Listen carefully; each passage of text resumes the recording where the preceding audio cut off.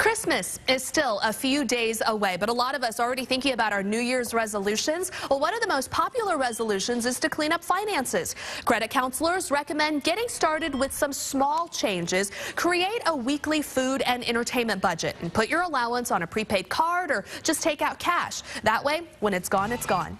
Cancel catalog subscriptions. Unsubscribe to those deal of the day websites so your email isn't flooded with tempting offers every day. Also, skip that expensive coffee once a week or bring your lunch to work and then put the money you would have spent in savings. Do not look at your financial picture as an all or nothing proposition. You either are going to do it or you're not going to do that. If you go into it with that attitude, ultimately you are going to fail. So give yourself the small successes. Change one spending behavior a week. Well, for more financial resolution ideas, head to our website, NBCActionNews.com.